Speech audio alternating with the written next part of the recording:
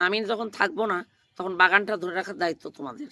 ওই দিকে দেখেন, লাইট দিকে সবার চোখ। এখনো 4-5টা লাউ ঝুলছে বাগানে। শাইন কি করো? হ্যাঁ, কি করছো ওগুলা? এই যে জাবর, কি হবে, কি কাজ হবে এটা?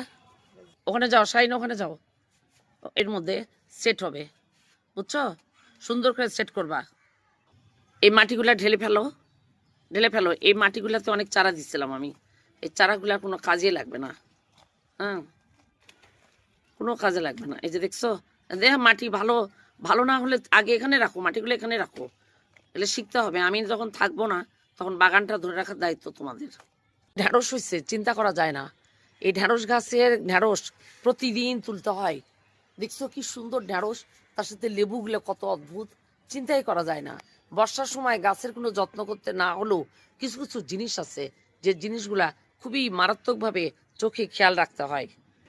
বর্ষার সময় কিছু করি আর না করি, গাছপালা ডালপালা গাছের ফলগুলা সবজিগুলা কোথায় যাচ্ছে, কিভাবে যাচ্ছে, সব এগুলা মারাত্মকভাবে চোখের মধ্যে, দু চোখের মধ্যে আটকে আটকে রাখতে হয়। যদি না রাখেন তাহলে দেখবেন যে একটা কিছু আপনি খেতে পারবেন না।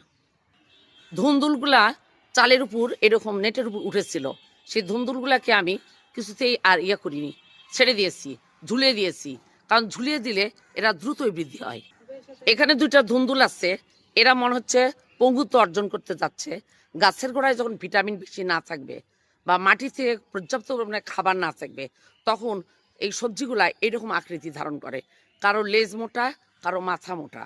এই সাথে কোকোপিট আর গোবর মিশাও। ধুন্দুলের রাজ্যে আমি একদম অসাধারণ রানী। এত ধুন্দুল খেলাম এবার, চিন্তা করা যায় না। এই ধুন্দুল প্রায় শেষের দিকে, এখন অন্যান্য শাকসবজি খেতে হবে। আমি ধুন্দুল খেতে খেতে আমার কোনো হয়রান নাই, কিন্তু বাড়ির লোকজন একদম অসহ্য হয়ে গেছে। খালি ওই দিকে দেখেন, লাইট দিকে সবার চোখ। এখনো 4-5টা লাউ ঝুলছে বাগানে। অসাধারণভাবে 2টা যমজ ধুন্দুল ঝুলে আছে। কি সাইজ এদের, চিন্তা করা যায় না।